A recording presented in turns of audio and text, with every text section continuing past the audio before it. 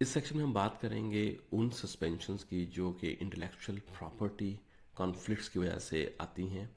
IP की वजह से अकाउंट सस्पेंशंस भी हो रही होती हैं और एसिन की सस्पेंशन भी हो रही होती हैं। अब इंटेलेक्चुअल प्रॉपर्टी क्या चीज़ है? इसमें मेनली तीन चीज़ें हैं।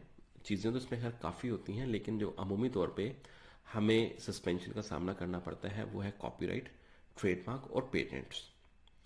अब इन तीन वजूहात की बुनियाद पर हमारी जो है वो सस्पेंशन अकर हो रही होती है।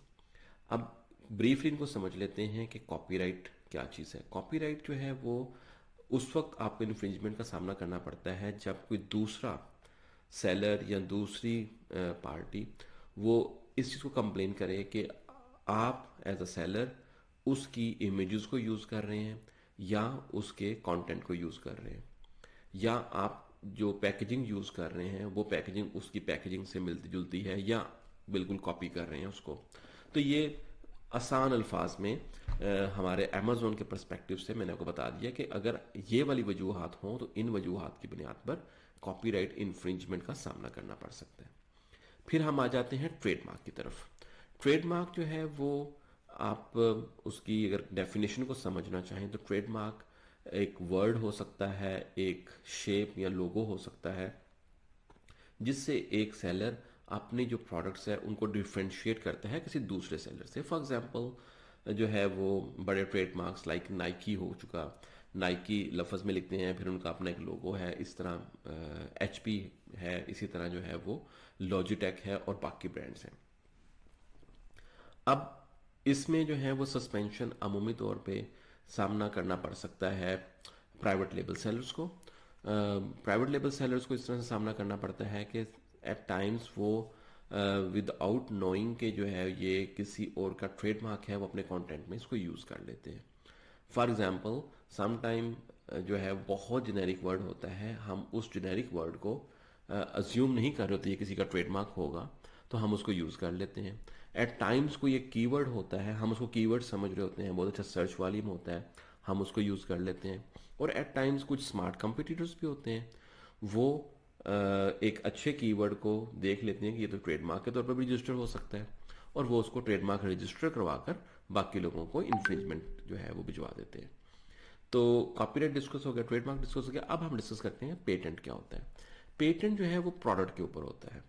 पेटेंट की दो एग्जाम होती हैं, एक उसकी अपीयरेंस और दूसरा उसकी फंक्शनैलिटी। फॉर एग्जांपल हम एक गाड़ी की मिसाल ले लेते हैं। गाड़ी कैसे फंक्शन करती है, उसका इंजन कैसे ऑपरेट करता है, क्या मैकेनिज्म है, इस चीज़ के ऊपर आप यूटिलिटी पेटेंट जो है वो एक्वायर करेंगे।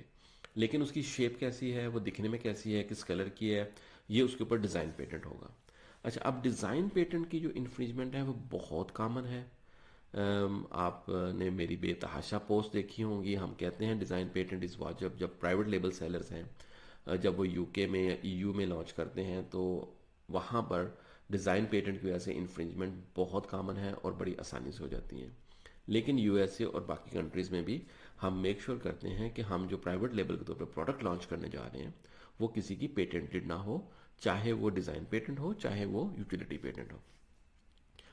अब इसमें जो सस्पेंशन है वो एशियन की भी हो सकती है। इसमें आप जो हैं वो होलसेल अगर आपका बिजनेस कर रहे हैं या ड्रॉप शिपिंग कर रहे हैं तो भी आपको पेटेंट की इन्फ्रिंजमेंट आ सकती है, वो इन और ट्रेडमार्क की भी आ सकती है। क्योंकि अगर आप ब्रांड ऑनर से सामान नहीं खरीद रहे तो आप उसकी लिस्ट पे मीटू कर रहे हैं, तो वो आपको इस चीज़ की जो है वो इन्फ्रिंजमेंट भिजवा सकता है कि आप जो है वो जाली या जो है वो इनऑथेंटिक जो है वो गुड्स भिजवा रहे हैं। और सम टाइम अमेजोन सेलर्स को ये पता भी नहीं होता, वो इसकी इन्फ्रिंजमेंट कर नहीं रहे होते।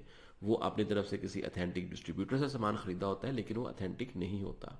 अब उस आपके पास उसकी इन्वाइसेस तो होती हैं और आप जेनुअनली वो जाली चीज़ नहीं बेच रहे होते, लेकिन चूंकि वो राइट ऑनर से नहीं लिया हुआ होता तो वो इस तरीके कार से आपकी जो है वो लिस्ट को या आपके अकाउंट को सस्पेंड करवा देता है।